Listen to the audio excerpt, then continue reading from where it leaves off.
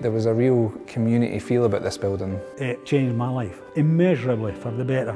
To me, Broad Street Centre means family.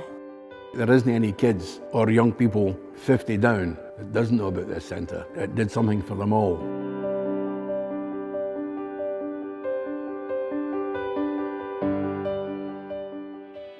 Hello there, this is me, Stuart Duffy, or at least it was me back in about 1984 as a wee boy, just a lad from Cowdenbeath in Fife who was lucky enough to spend a few hours each week at this place, the Broad Street Community Centre. This is the story of a building, a community hub, a sanctuary for some, a lifeline for others, but most importantly, it's about people.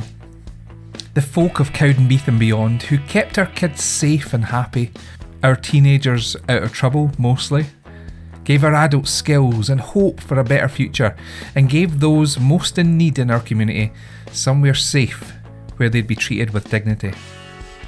This place was about community spirit and what that really meant. To tell the story of Broad Street, we have to know the history. Not only the history of the building and why it started, but about this place. A special place. Always a caring place and somewhere that the community came together. Charting its history, we start in 1895 with the Fife Mining School, training those brave men and boys who went to work in the darkest of places, digging up that black gold so the folk of Cowdenbeath and beyond could heat their homes. The school had been based in Dunfermline, but with Cowdenbeath quickly becoming the heart of coal mining in Fife, it expanded into premises at Broad Street School. As the coal industry boomed, larger premises were needed, and so the school moved again in 1910 to take over part of Beath High in Stenhouse Street. But with early indications of the subsidence problems which would eventually close the school completely, the mining school needed a permanent home, and fast. By 1931, town planners were already considering a new site at Factory Road in the town, with an estimated price tag of £20,000, a significant sum in those days. By 1933, however, and with the support of the Miners' Welfare Committee in London no less, a new Fife Mining School was agreed for the site on Broad Street. And it was here, on the modest estate of the late Dr. Craig, that the new school took shape, along with its annex of a large gymnasium. The new Fife Mining School was officially opened in March 1935 by Ernest Brown MP, Parliamentary Secretary of the Mines Department, at a total cost of £22,500. Thousands of men and women passed through its doors from that moment, but just 16 years later, and with coal mining on the decline in Cowdenbeath and the area, the school became Cowdenbeath Technical College in 1952. The Technical College served the people of Cowdenbeath and surrounding areas well for nearly 20 years, but by 1972 the building was starting to show its age and the college soon closed. The building remained in use though, with timber products moving in to give apprentice joiners and those who wanted a career in woodwork some much needed practical experience. But by 1979 the old Technical College building had to be demolished. But one man who helped rescue its annex, the old mining school gymnasium, was Cowdenbeath councillor and convener of the Education Authority in Fife, Mr. Tom Dare.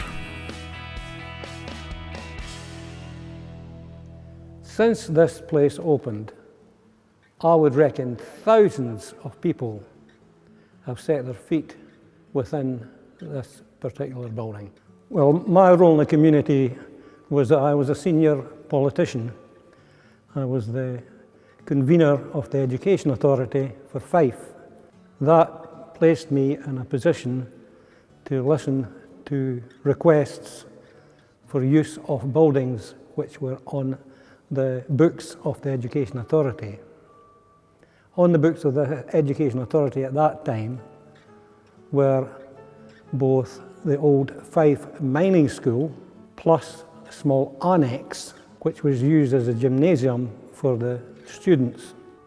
And then into the mix came the need to provide for patients being discharged from Limbank Hospital for rehabilitation.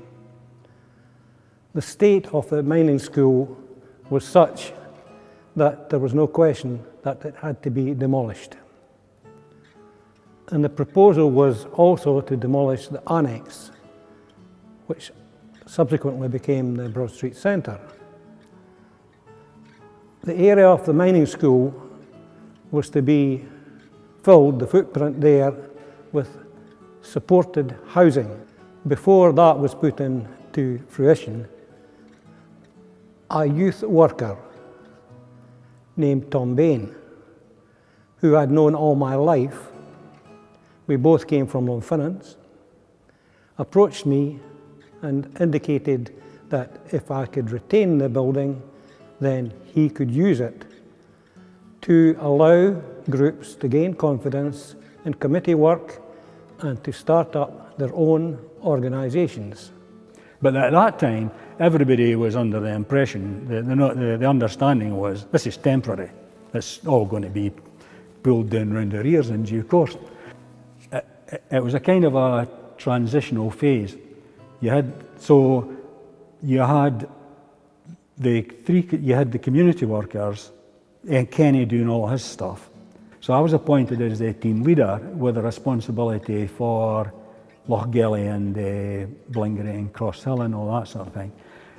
And there was no place to put me, so I was based in here as well. So it was a nightmare, and that's how it happened here. And I think that's how it was such a success, and that's where it went for such a long time, because nothing was imposed. Everything was just allowed to bubble up, and Kenny, Uncle Kenny, seemed to just affably wander around, not doing anything, but he was very, very shrewd. And he encouraged people, and he helped people, and he just made things happen. So that's how I think the centre has been a true, probably throughout Fife, one of the true community centres whose programming really reflected community needs and the things that people really wanted to see happen, and they were doing them for themselves. I think not only did that inform what was happening in the rest of Fife, but I think it, without question, it made Cowdenbeath a better place.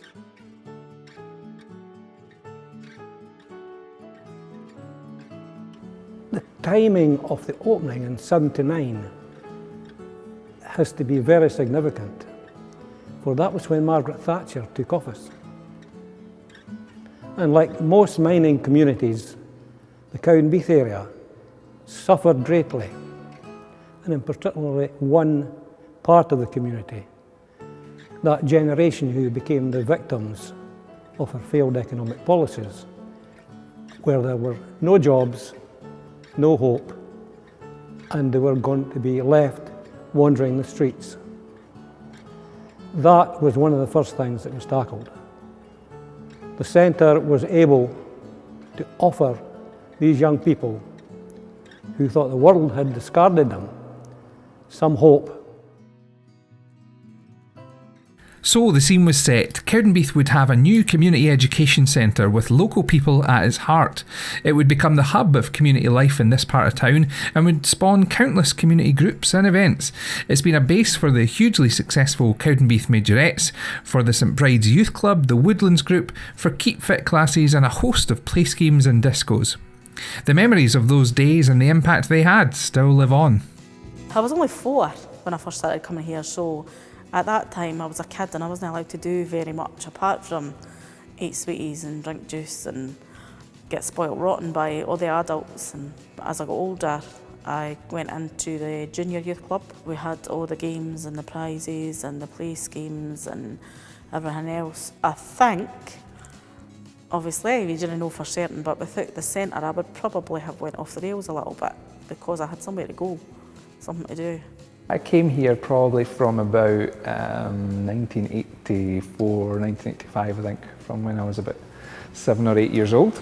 I lived really close to the centre, so it was always a place that I knew there was lots of activity going on.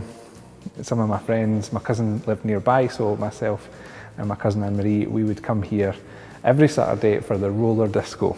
Some of the roller discos that we used to have here, I think we could have 60, 70, maybe even 80 children. It was chaotic in here. There was just that much noise, you couldn't hear yourself think, but it was happy noise because they were all screaming and laughing, and some of them were singing, and the noise of the rollerblades on the concrete and wooden floors was just horrendous, but it was fun at the same time.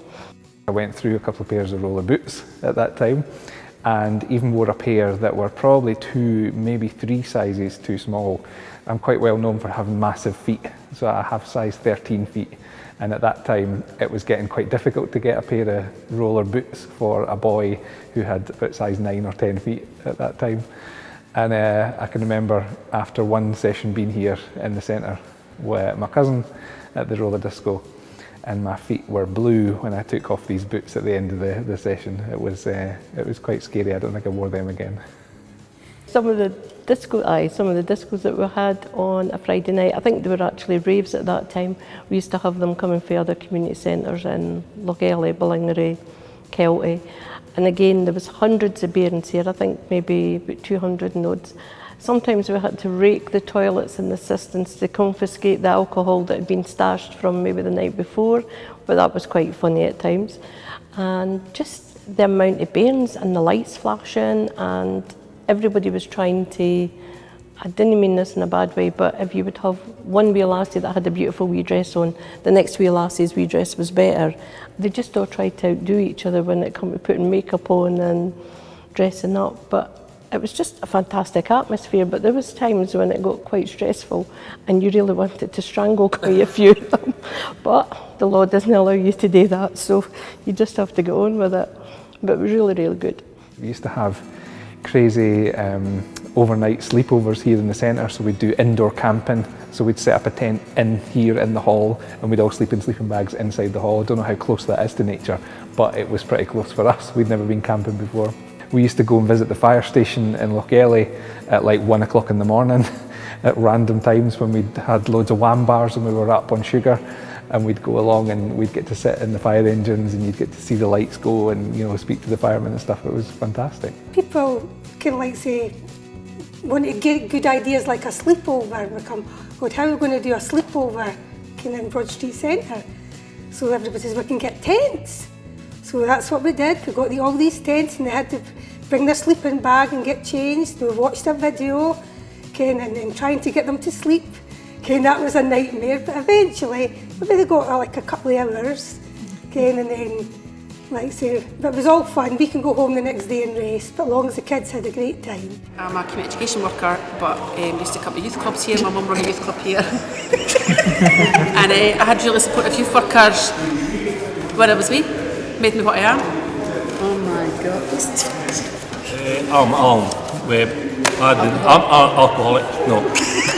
Well, my best memory was when I was a volunteer and later on, because I loved being involved in all the different things that were going on, but we used to go down the area holiday, we used to take the kids from Cowdenbeath area down to Fordham.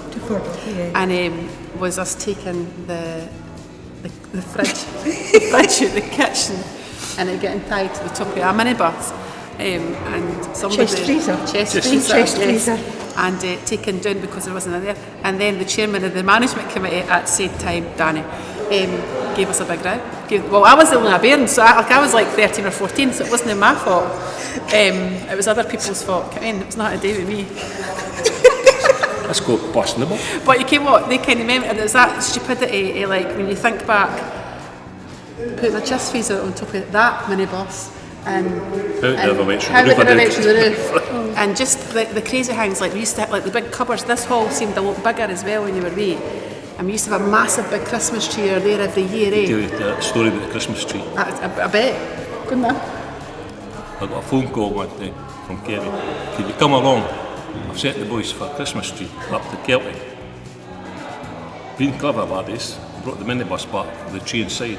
And they decided to take the polythene off. The tree just went bing and locked itself in all the seats. I had to come along with spanners to seat out the seat, pick a bit of the tree, seat by seat, and then I did a 3 years to get the tree back. And that led on for me to get involved with the Mad Dance Company.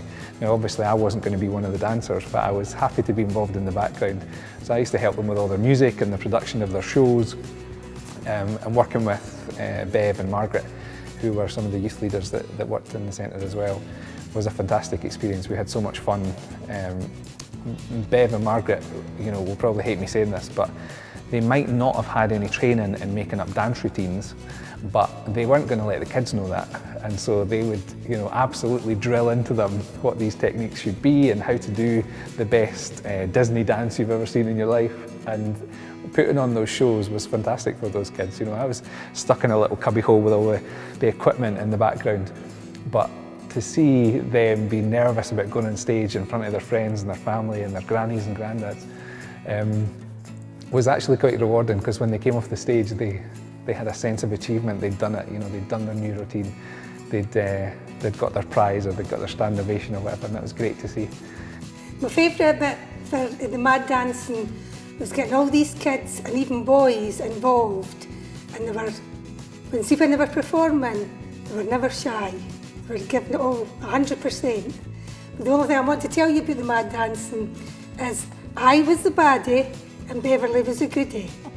Right, so I was doing all the shouting and Beverly's been the nice person. That's true. We've always done that. Good cop, bad cop, we always played that. And it worked. And people would moan. But you know what?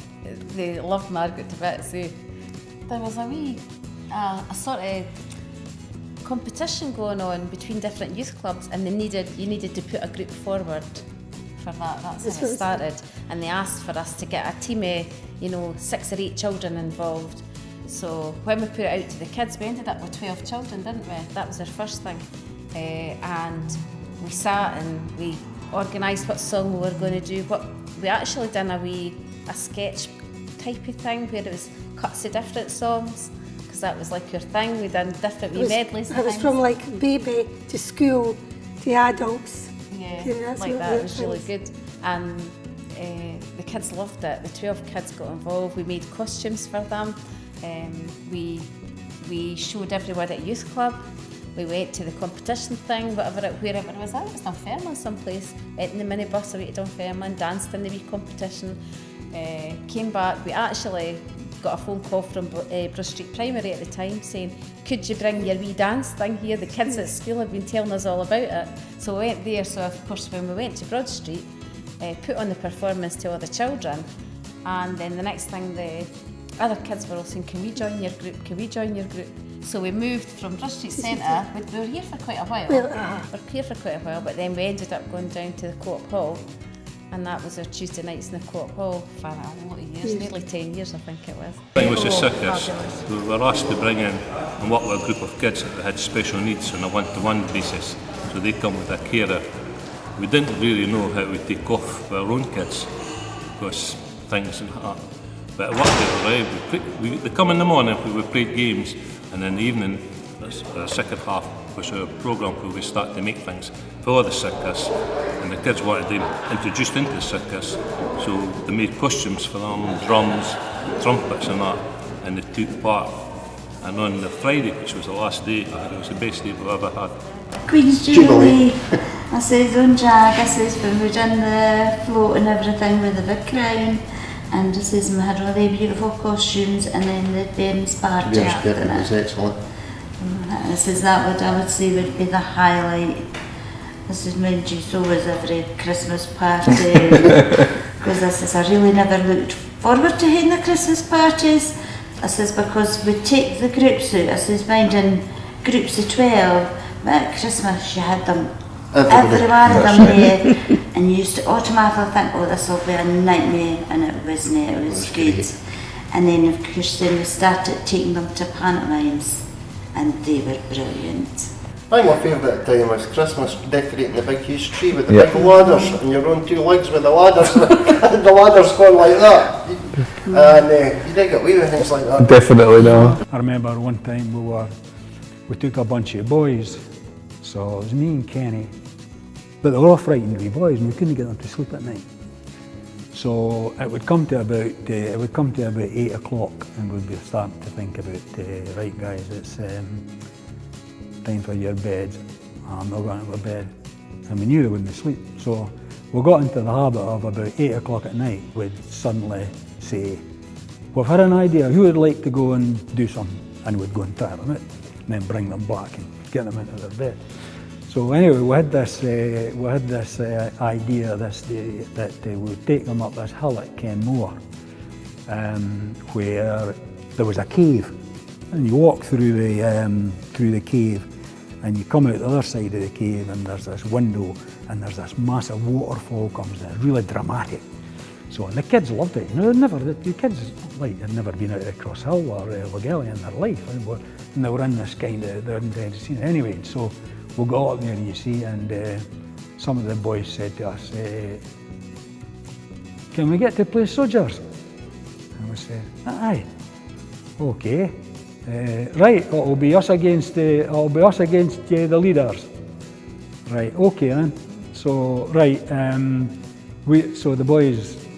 Kids were they were the goodies, you see, so we were the baddies. So we all got sticks, and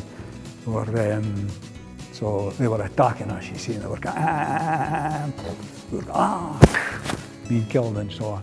So, and this was going on for ages, and people like, you know, Kenny was getting dragged away by the heels as a prisoner and stuffed into the cave and all this. And we were having as much fun as they were having, and this went on. So anyway, after a while, this wee boy came flying across and he says, "Sir," right? He says, "Roberts fell off the cliff." I said, "Okay, carry on." "No, he's fell off the cliff." I said, "No, okay, right. No, right, you're captured." "No, he fell off the cliff." So, and in fact, this youngster had run into the cave and hadn't been able to stop and had gone right through the window and right to the other side. So, and he was on this steep ground on the other side. So we had to effect a rescue. So we all went home that night and said, "Oh, we're lucky to get away with that." But you know something? We had a brilliant time, and the kids loved it. And we used to do all these sort of things, you know. We had some fun. We had some fantastic times. Well, my brother Peter, he was the caretaker here. I think he come here as a YTS or something to start with, and then just liked the job, and I think Kenny asked him to stay on as caretaker. So he stayed on as caretaker, but then decided that he liked the youth work as well, so he would be a youth worker too. He would do the roller disco, he would do other play scheme things that were happening in the club. He just got involved with everything because he liked helping people and he liked being involved in the community. Peter got Citizen of the Year in, it would be around about 1990, and he was just over the moon. I don't think he expected it. So when they got it, he was fair chuffed that he'd been recognised for the work that he'd done in the community centre. One Friday afternoon, I was asked the caretaker in Logelly Centre if they had an amplifier and a microphone. And I set that up. I sat in the corner and started singing. And the effect was immediate, because I believe music is an equaliser as well. The effect was immediate. You saw eyes starting to shine again. And I moved them into Miners Welfare Institute in Lochgelly that were hiring at 5 pence a head. We were in there for a couple of years. We had problems, and I moved the whole club into Broad Street Centre, and we became happy days. For there, the club has never looked back. The club took off, and we're now running somewhere between 60 to 80 every week. That's the origin of the happy days. We turned it round into music. Best example we can possibly give is a man called Michael Gaffney, who was an accordion player for dance bands. The man had a stroke and was told he would never play again. He hadn't made any effort to play for 10 years. Well, we had a transicord in the centre, which was the very, very early form of electric accordion. I got Michael to play with us and gradually got a tune at it, and he started playing for me while we were singing. We applied to the lottery and got £3,023 to buy an accordion, which was basically to suit Michael. We took him up to Welkers in Perth. We got a brand new accordion, and this is what he was playing. His wife coming through that door one day says, "Danny, Michael's trying to tell me that he's actually playing the accordion." Says he was told he'd never play again. And I just simply said to him, "Michael, it's set up, go and play it." And he sat down, and his wife burst into tears. That's what the club's about. It's giving people back some of their own dignity. Some of these people will never ever walk. Some will never ever talk. But when they've got the music going and somebody singing, you can see the sparkle come back in their eyes. And that's important. Happy Days started here, but my mum was one of the founding members. And the memories of her being so excited and driven because she was bringing Happy Days here for Haldane Hall, which was phoned in. And this was some place where she was and she loved it. She was in control of things. When people were in need, the centre responded, from acting as a soup kitchen during the miners' strike to giving a helping hand to families who just needed a break. One of the most important activities in the centre's history was the area holiday. So many things have happened. One of the most important was also the caring aspect of the centre. It developed a programme which provided holidays for youngsters who otherwise would never get away.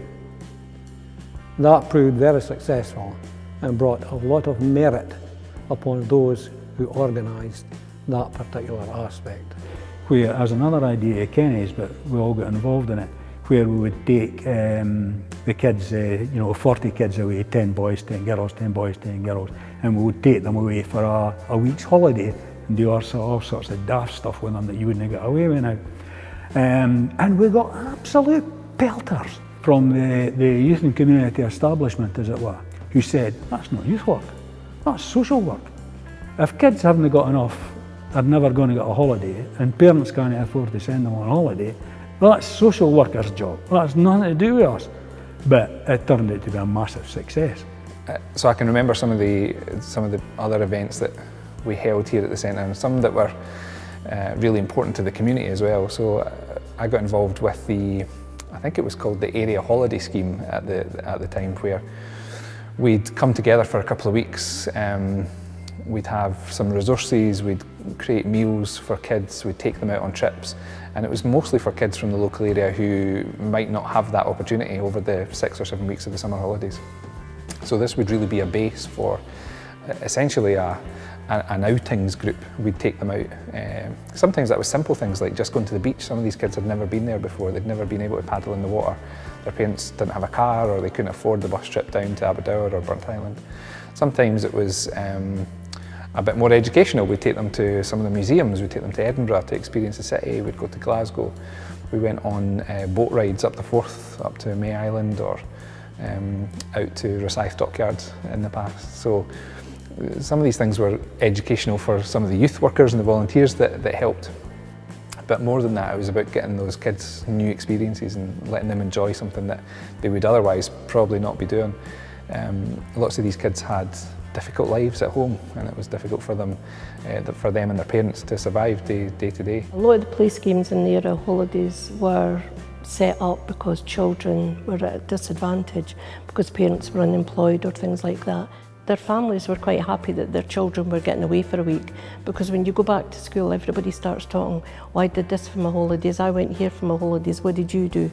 So if your mum and dad's unemployed, or during the miners' strike, because it was in as well, you've no chance of saying where you went, because you didn't go any place, you just hung about the doors. But they could actually say, well, no, I went to Ford Doffers and I went to the Glasgow Museum and the Edinburgh Museum, and we did trips here, there and everywhere. So it's just a wee bit excitement for them for the week as well. Our personal favourite of yours, I loved the JAG group. We didn't like the organisation part or the trying to keep in budget part, but we did. We were given a budget to spend for 3 whole days. We picked the children up at anything from 8 o'clock in the morning, didn't take them back to 9 or 10 at night, and we packed the days full of as many activities that the children wouldn't normally get. Went to safari parks and swimming, picnics, and restaurants. We actually took them out for a meal to restaurants, and they were all so well behaved.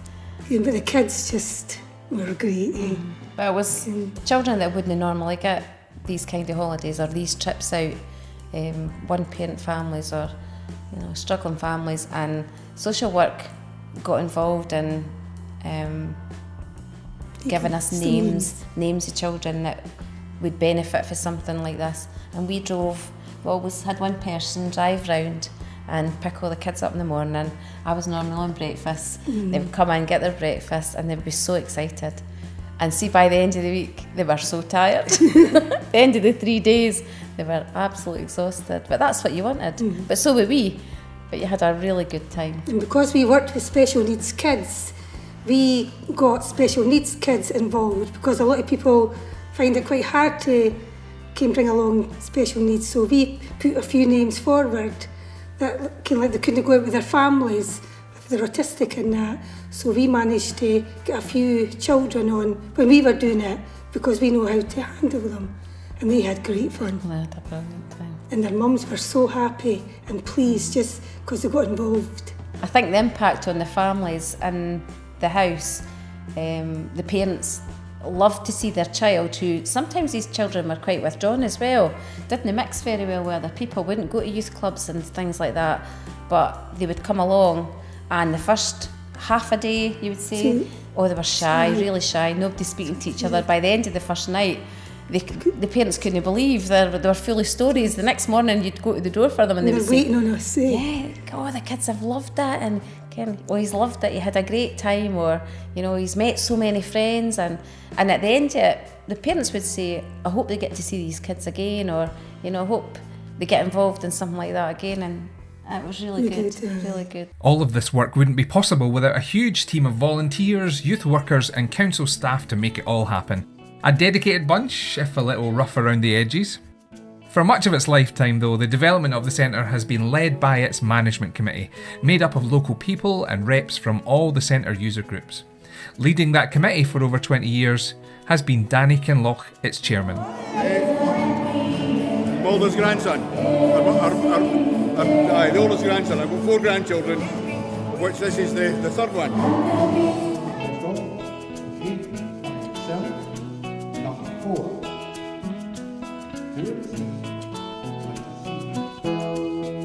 I think this community centre has been a lifeline for Dad. He's not kept in the best of health. He's had several accidents and he's had heart attacks, and the list goes on. But because he's had the centre, he's always had something to focus on, rather than sitting in the house and wallowing in self-pity. He's been able to just roll his sleeves up and come up here and get involved. Most of the time now it's giving advice, but obviously when he was younger he was able to get involved and run about with the kids and just forget that there was other problems somewhere else. So it really has been a lifeline for him. There's no point in having a community centre with closed doors. There's an open door policy for young people. We've had them coming in starving and dirty, and we've sent them home fed and cleaned. It's what a community centre is supposed to do. Danny himself, his ability to cajole those people who had the ability to allocate finances for Danny's latest capital development of the centre. Danny did very well there. David Somerville, who was the Assistant Director of Leisure and Community Education, used to say, I'm going to stitch my pockets up if Danny's coming. Because he always had something, and God bless him, he usually succeeded. Danny's been at this youth club, part of this youth club forever. When I was at Toddlers, I can remember him being in the office or around about the area. He was always there. Didn't know very much about him at the time, and knew he was something to do with the centre, but didn't know who he was. But obviously as time went on, he's been such a huge character for the centre. He's done so much work, and lots of work that nobody actually knows about. Lots of things behind the scenes that nobody knows. Raising money, he's always raised a lot of money, I knew that. But he's never been a kind of person that's like bragged about what he's done. He's just slipped in the background, done what he's going to do, but he's always been a character in the centre. Danny has been somebody who has, fantastic leadership skills and is a go-getter, as I would say. When he wants some improvements made, or if he wants to achieve something here at the centre, he's quite bloody minded and he'll just make sure it happens. And sometimes, however many skittles or people gets in his way, that's not an issue. And he'll tell you himself that he's had a few battles with Fife Council to make this building what it is today, and it's still standing just. But he's also someone who has got your back. And I think for a lot of the centre users and some of the groups that have been here, it's been, they've been involved for a very long time, and that's through the support and encouragement of the management committee. And Danny's led that committee for such a long time. If they've needed equipment, if they've been in financial crisis, if they've got low membership, the committee is someone that you can turn to for that support and advice, really, because they know how the centre is run over 30 odd years. So for me, he's definitely given personal support. He's definitely been that person that I've looked up to. In a professional sense, he's got lots of skills that I hope I've been able to transfer to myself in my own work. Since this was a council building, it needed council staff to manage it. From office secretaries to caretakers, youth workers to the unenviable job of community worker, they've all contributed to the work of the centre over the past 40 years. Our caretakers over the years have swept and scrubbed the place spotless, keeping it all ship-shape, have been Tracy, Alice, Eddie, Peter, Brian, Gary and Alan. Our office staff too have counted pennies until their fingers were numb and done enough photocopying to fell an entire forest. But we can't say enough about Helen, Margaret, Linda, Shona, Pat, Jeanette and Jackie over the years. But it's the job of our community worker to hold it all together, to keep the programme going, keep the staff where they should be and make sure the building isn't falling down around them. And what a job they've done. All credit to Mike, Lorraine, George, Claire and Sandra, who've brought the centre into the 21st century, and of course to Evelyn Irvin, who adopted it as her new home in the late 1990s. But the journey started with one white-haired, gentle, caring, inspirational man, Kenny Aitken. Kenny was always the person that, one, he would have a camera around his neck because he'd capture every single second of what was going on at the centre, which was fantastic. But two, he was always the guy that pretty much said yes to whatever you wanted to do. There was rarely an occasion where you could go to him with an idea and he would say no. It was always, here's how you can make it better, here's how we can develop it and make it work. As a kid, when you're in that situation, I think for an adult to say, okay then, go and develop that idea and go and make sure it's organised properly and give you a bit of responsibility. I think that's something that not a lot of people sometimes appreciate. Here working with Kenny, he always made me feel confident. He always encouraged me to do loads of things that I felt comfortable doing. As a boss, he was just always there for everybody, always there for his employees. He was the driving force behind all the community projects and everything that was going on in the community. He had a talent. He could pick out volunteers or leaders or youth workers and team them up, and he came it would work. And he built a really, really strong team, and that went on for years upon years. Kenny Aitken, he was the kindest man that you could ever meet. He would give the children anything. He was just such a kind heart, such a kind heart. And all the kids liked him and the adults liked him. He got on really well with everybody. He would drive us to other youth clubs and everything. Can we go to another youth club? Where would you like to go? Dunfermline? Yeah, we'll go to Dunfermline. He just did it. It was a great support. If you had any problems, you can go. You felt really at ease speaking to Kenny. Kenny was always supporting you in anything. This centre's been an enormous success on so many levels. Fundamental to that was Kenny Aitken. Kenny was probably the best community worker, the best youth worker among a handful that I ever came across. Kenny was absolutely straight, and Kenny would never tell you even a white lie. What you got from Kenny was the truth, and what you got from Kenny was straight. Kenny always delivered. Kenny treated people with respect and with generosity. Kenny Aitken is just a larger-than-life, fully fun character who was probably a bigger kid than the rest of the kids put together in here. Always coming up with ideas, and I think he kind of relived his childhood through us. If he had something that he could have fancied doing when he was young, he just came up with the idea and we were his guinea pigs. But we had a ball, absolute ball. It's just one of the characters that makes your life better just by being there.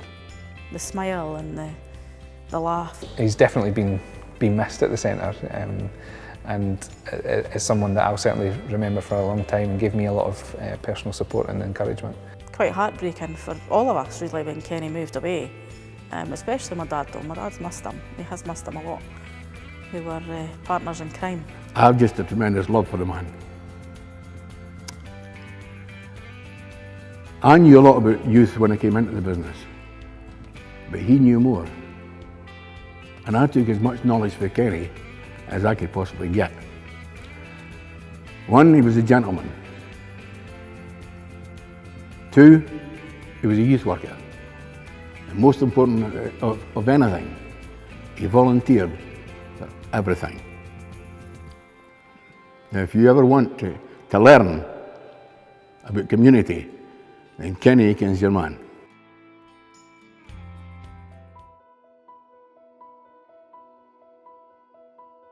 To me, Broad Street Centre means family.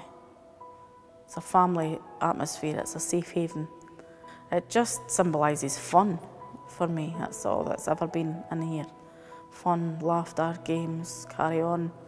I'm glad that I've had the opportunity for my parents to get a shot at coming in here, to be honest. And the memories that we had, I mean, me and Stuart just stood out the road, so we just used to kind of come up there and live at Joe's. I think it was a kind of parallel thingy, but to shut for the last time, I think passing it'll be really sad actually. It will be hard, and because it's as much as it's just a building, and going to Stenhouse Street is just it's what we take, and the people will make Stenhouse Street what it's going to be.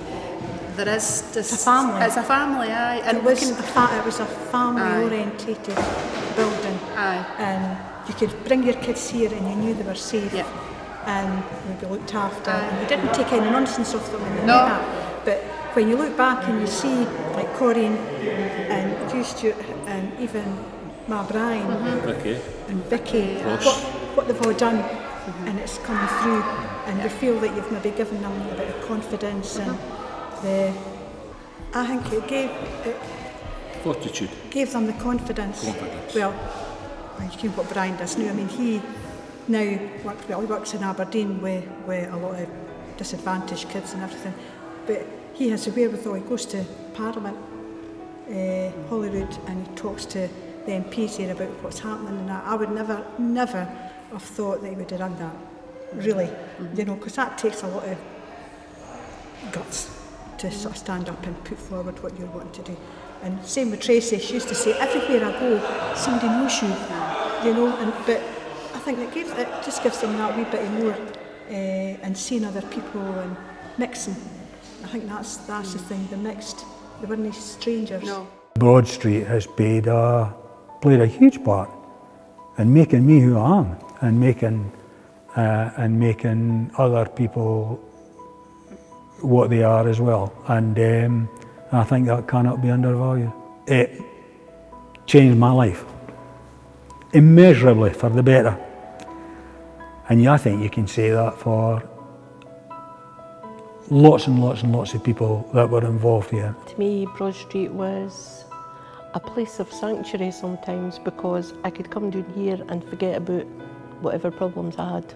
Broad Street Centre to me was homely, the hub of the community, someplace that you always knew you would get help if you needed help. You always knew that you could have great fun there, and there was a great bunch of people to work there. Broad Street for me is, like say, fun, excitement and happiness for all these kids that we worked with. I suppose I'm just like working with most of the groups, and again, I find that if I give them what they want, that they give me back what I want, and that's just a wee bit of happiness again. been very family orientated. Everybody sort of got on with everybody, and it was everybody helped each other. I remember a lot of my childhood memories. Like I said, I did spend a lot of time here, so it will be quite sad when it is gone, because like I say, there's a lot of memories here. And maybe when you're having a bad day at work or whatever, and you're driving home, you drive past the centre and you catch a glimpse of it, it reminds you of some funny times, some of the good times. I can sum up Broad Street by saying it's about community spirit. There was a real community feel about this building every time I was involved with it. And I think that goes, you know, obviously the bricks and mortar mean something to lots of people, but for me the centre's made by the people that worked here and were part of it and volunteered and came along to the events.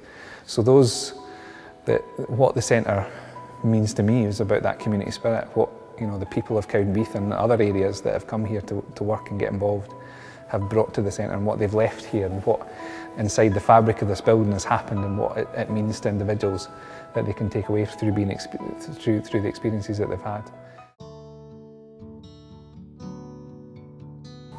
When they shut Broad Street Centre, I will be very, very sad, because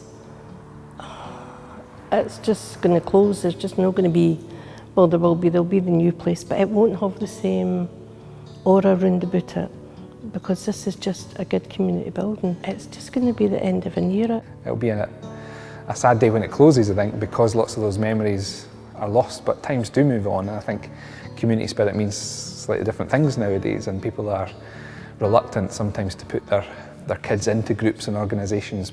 This was always a place that, you know, you could put your kids and feel safe in the knowledge that they were being well treated here, that they were going to have a fantastic time, and that they were going to be sent home probably with more sweets, but they were going to have lots of fun and lots of stories to tell their parents when they got home about what they've just been doing.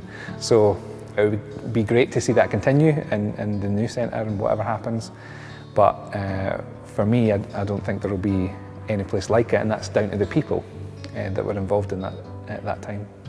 It's been a big family here, and I'm just thinking with all the plans and things, I don't think it'll be such a close-knit family community, because it'll be too big, I think. This centre's kept a close family together. Because everybody knew each other and everybody helped each other. I think when you expand and get to a bigger place, it's really hard to keep that community spirit. Hopefully through the years that'll grow, but I think this place has got so much history and so much people that keep coming back. I used to come here even before it was a community centre. I come here when this was a mining school, and I've got memories of that, and I've got memories of coming here and that. So I suppose that is going to be sad to see it go and find out what happens to it. But it's just part of life, and life moves on, and you've just got to accept change. That's going to be arranged for me as well, obviously, but I'm still young enough to be able to go to the new centre and make a difference and help to make the start, and hopefully bring the Broad Street spirit to Stenhouse Street, if that's what it takes. It's been an important part of anybody working in the community, is to hand on the knowledge that they have gained, to give it to somebody else, and the hope that these youngsters will pass it on to their youngsters, and it would continue into the future. Wee bit legacy. As a boy, wee laddie, I made a mistake. That mistake upset my parents. And I set out in life to prove that I'm better than that. If you ever feel your parents were ashamed of you, where would you go? You stand up, take stock, and make them proud of you. I think I did that.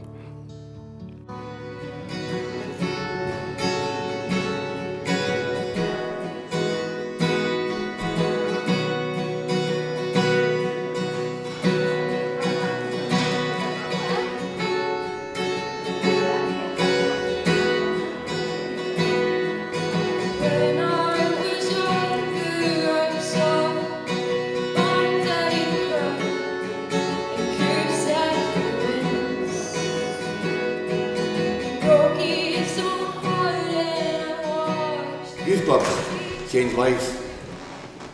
It's changed a lot of lives in this centre, which I'm very grateful for. I made comments at the new centre earlier on. Mike told you what it's going to be. This centre, when I first joined it, 2 weeks ago, I very much had doubts of this centre as well, because this was just an empty, vacant hall. Now, one of the things that the original guest speaker who was taken ill, he showed me what he was going to write in his report. Basically what he said was, and excuse my French, we didn't realise what this place was going to be. We thought it might be a community centre. Then I employed you, and you kicked the ass at it. We made a community centre. You, me, and every other person working here. Thank you.